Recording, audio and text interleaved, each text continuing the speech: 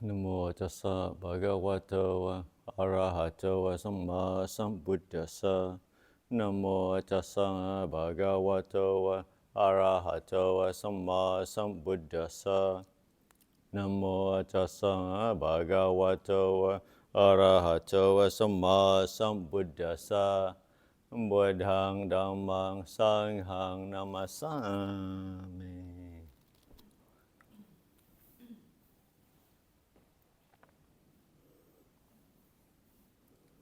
So here we are, getting close to the ranged retreat. Some people are already leaving, more to go. And so today I'll continue with the theme of Satipanya, mindfulness and wisdom. But to start out with was that during the ranged retreat we do a lot of formal meditation, a lot of exercises to cultivate samadhi, stillness. And that samadhi is not an end in itself, although, hopefully you're getting some happiness from it, some pleasant feelings from it, when the mind becomes more settled, more still. But that's not the point of meditation, it's just stillness. The point of the practice, as most of you know, is the cultivation of wisdom, of using the stillness to see clearly into reality, to see clearly into life. And with wisdom, letting go happen naturally. So all this is cultivating, helping us see clearly and allow things to let go, allow things to fade away on its own.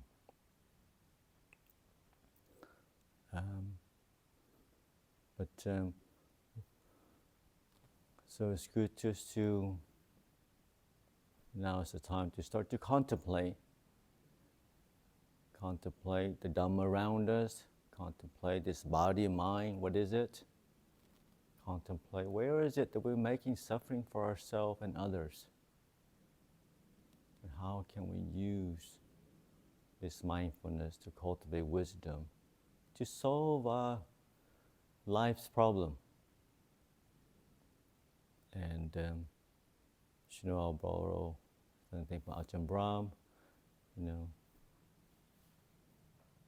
Our job as senior monks here, as abbots, is not to cultivate, not to get more students. Our job is to get rid of students. Our job is hopefully to lead, to guide, to inspire you, but hopefully to get you to a place where you solve your own problems. So my job, my ambition is not to have long lines outside of my office. People are knocking on, what should I do?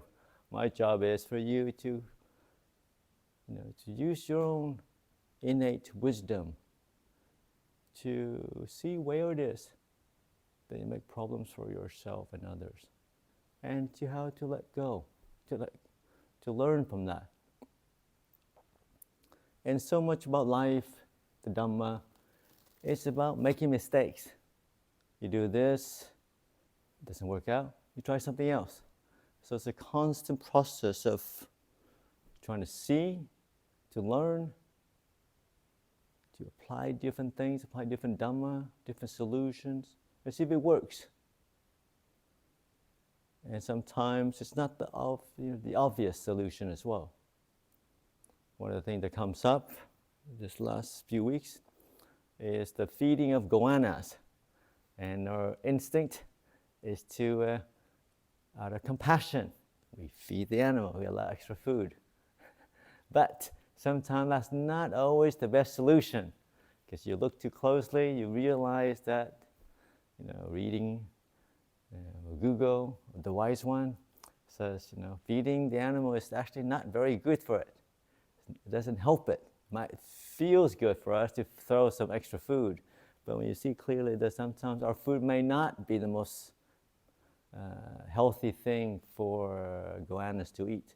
And sometimes our action, even though stems from compassion, also brings some negative results.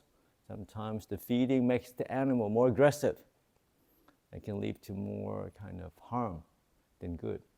So that's why you use your wisdom, just to understand. And that's just kind of an example, obviously. But so many of life is like that. Sometimes it looks like, oh, I should do this thing. So then you do it. And you look closely. Is that bringing beneficial result? Is that bringing more wholesome states, whatever it is that you're doing? Or doesn't? And we have the same, and in the monastery we encourage, mindfulness, being aware, awake, look around, help out where you can. Encourage people to sit when they're eating, to not just shove things in my mind haphazardly.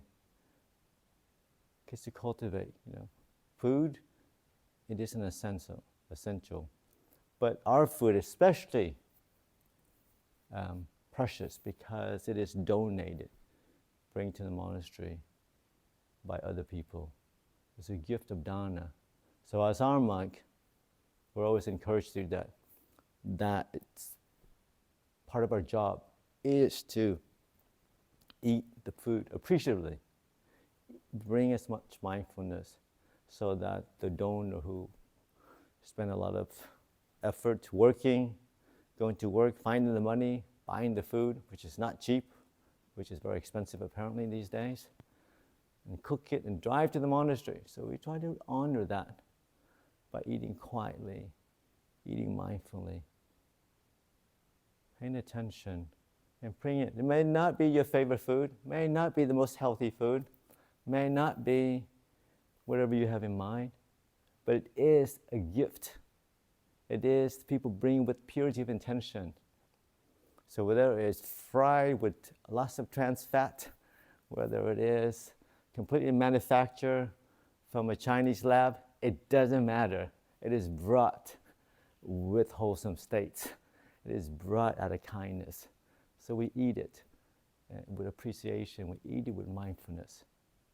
We eat it really, and you truly think about how fortunate we are to be able to be supported in this day and age. It is. And so we take it seriously, and we try to bring. And also, when we eat mindfully, we see whether these food that you're eating are making you more healthier or sicker. So you know which one you're allergic to, which one doesn't agree with you. Just simple things like that. And you also monitor your own eating. How much is good, enough, how much is too much. But also not to overdo it. The book says, and this is, remember, when you eat till you think, 2 or 3 more bites, I'll be full. That's when you stop. But that's what the book says. Not everybody does it. Usually most people eat to about 15 bites after they're full. They'll keep on eating for another 15 bites. They're like, oh yeah, I think I'll stop now. I think about it. Which is fine. The point is just monitor. You don't have to follow exactly what the book says. You see what it does. When you overeat, this is what it feels like. You're not gonna die. You're not gonna go to hell. You're not gonna. Your path to enlightenment is not blocked off because you overate and had 2 pieces of cake or whatever it is that we do normally, every so often. Overeating feels like this. Undereating feels like this. We moderate, and the body needs, food, nourishment. Changes. Depends on how much exercise you're doing, depends on your habits. Some people just need more nutriments, other people don't need so much. So for us, each and every one of us, to learn what our body needs and then to adapt, to moderate it, to do what's right. And it's something that only you know for yourself. Nobody else knows how much you should eat, how much you should sleep, how much you should talk. All these practices are just, we have recommendations, we have encouragement, but it's for each and every one of you to find out for yourself what works for yourself. And that is the point of the practice, is to be aware. Like I said, there's one famous sutta, whatever it is that you're going to do, whatever it is you're going to say, or whatever it is you're going to think, is that bringing more wholesome states? Is that a benefit to you and others? And if it is benefit to you and others, then you continue doing it. While you're doing it, you still think, whatever it is that I'm doing, is that going to bring benefit to myself and others? Or is it going to bring harm to myself and others? If it's bringing harm, you stop doing it. And then after you've done something, you also reflect. Whatever it is that I did, said, is that going to bring benefit for myself and others? Or did it bring harm to myself and others? If it did bring harm, you say, okay, next time I don't do that again. I try something else. And so it is a process of learning, watching, seeing the results. Karma is not something mystical stuff. Karma is very obvious. If you study, you see clearly. You'll see, okay, well, I do that. That happens. Okay, that's not very good. Okay, next time I'll try the other thing. So it's always about being present, watching, learning about life, learning about how others react to it. You say something, people didn't react very pleasantly. Okay, maybe next time I should try something else. So whatever it is that we're doing, and was it bringing in more peace and harmony into our life, to others? Even though we have good intention, or is bringing the opposite, bringing anxieties and fears into others? So, and it's something that each and every one of us has to learn by ourselves. The Buddha gave great instructions behind. And maybe that's why his intention was, when he was passing away, when he was dying, he did not leave another figurehead, another teacher. People say, well, you passed away, who's going to lead the Sangha? And they said, well, I've been teaching for the last 45 years. Gave you everything I know. What else do you want me to do? So I leave you the Dhamma as your guide and teacher. So maybe that was his intention, was, as the saying goes, you give someone a fish, you only feed them once. You teach someone how to fish, they feed themselves. Fish is not a great simile, I suppose, for Buddhists. Maybe farming. You give someone some rice, you only feed them once. You teach them farming, then they can feed themselves. It's the same with the Dhamma. Yeah, the ideas, when you come here, yes, there is a leading, there's instruction, guidance, but hopefully, you figure out how to do things for yourself. Figure out what bring wholesome states, and to navigate, and also to allow yourself to make mistakes. Practice is not about being perfect. It's actually the opposite. It's about making mistakes and learning from that.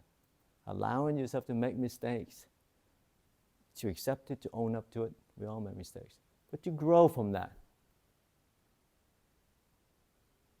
To learn from that. So sometimes so much of it is, as a teacher, it's also allowing people to make their own mistakes. And then they'll grow from that. And see if it works or not. Because people's, wisdom faculties are different. Some people are quick.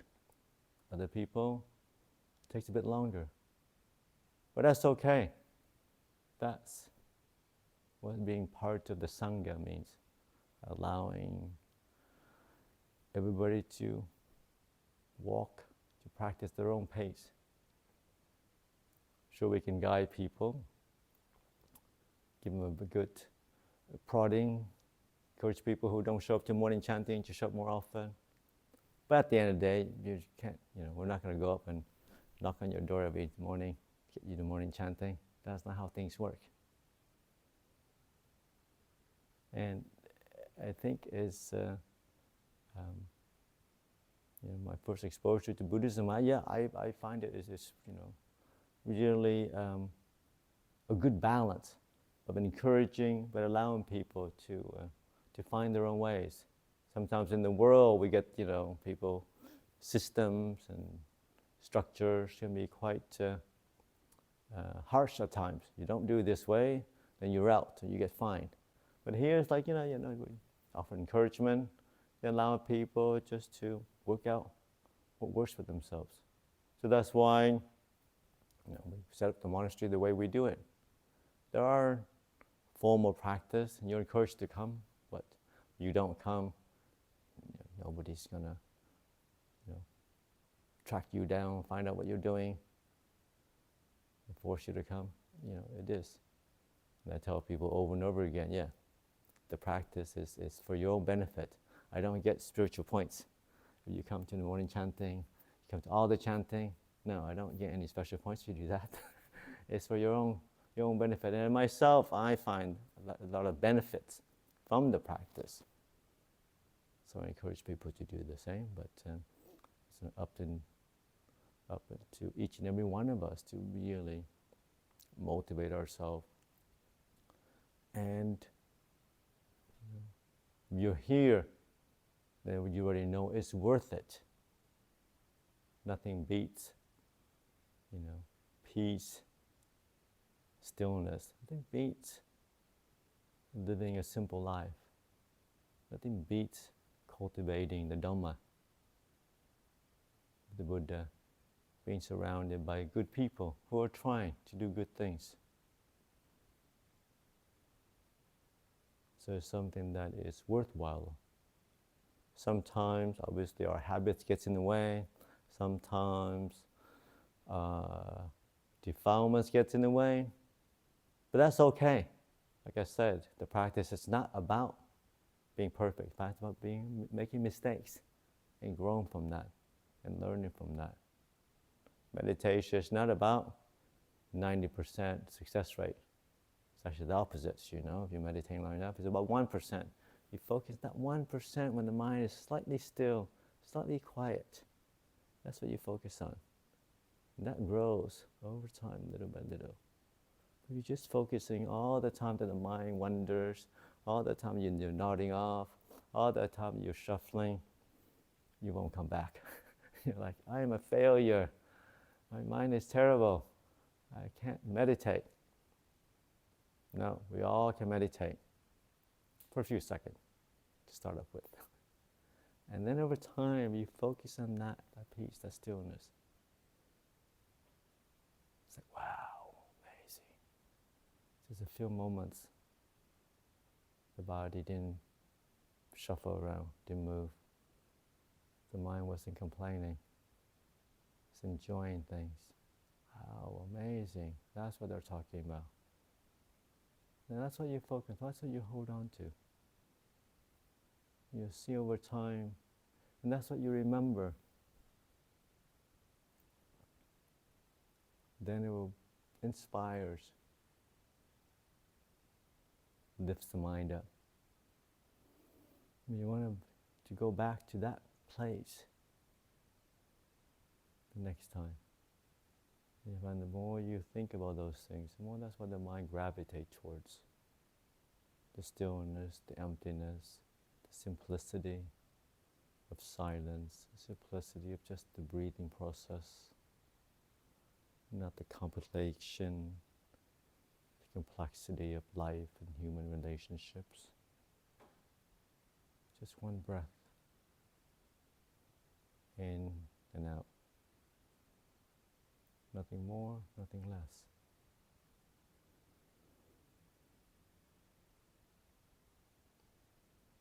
So as we get towards the end of the rains, this is traditionally, everybody's different.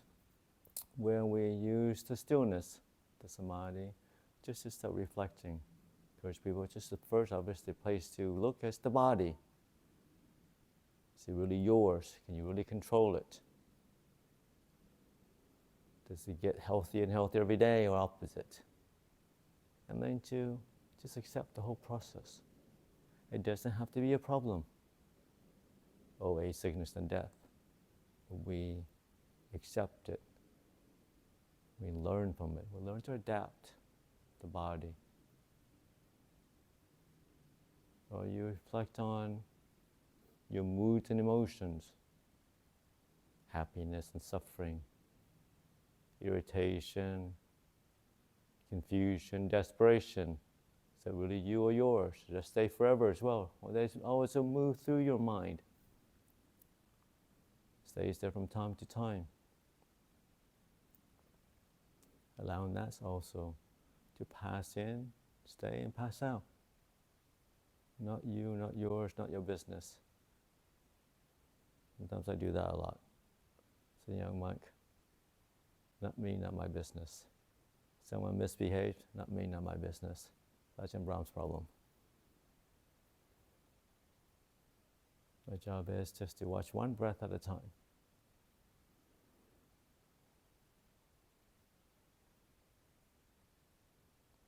And hopefully with mindfulness, with stillness, wisdom arises. We see clearly, where is it that there's a self in this body and mind? Where is it that is that attachment to our sense of self that is causing the suffering around us? Where is it the attachment to the body is creating suffering around us, for us? And when we see clearly, letting go happens. That's the magic of the Dhamma. You don't have to do anything. People ask me, what do I do next? No, you see clearly there's nothing doing. You're not there, so nothing to do anyway. Letting go happens naturally.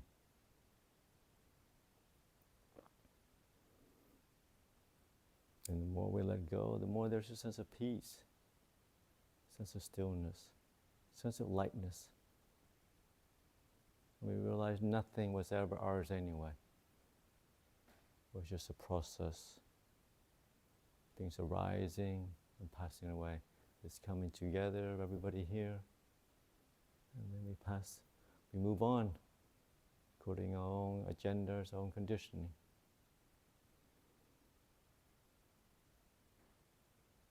And this has its own beauty, the beauty of movements, of impermanence,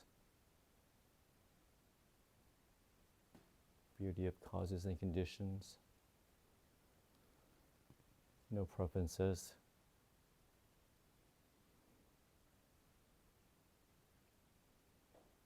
So, last few weeks I encourage people just to use, you don't think, I haven't got my fourth jhana yet. It's just in the book. You shouldn't contemplate until you have the jhanas.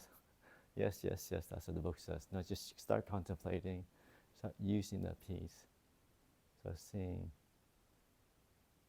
how can we cultivate more wholesome states? How can I move towards that way? Sorry, off that to be your reflection tonight.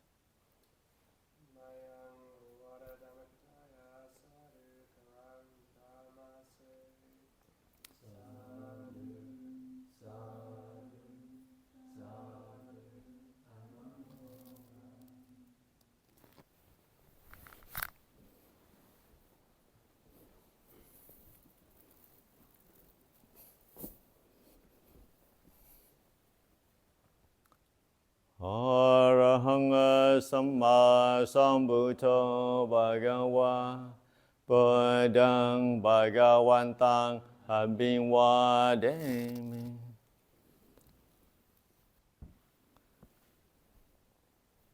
Swakato Bhagavata Dhammo Dhammang Namasami.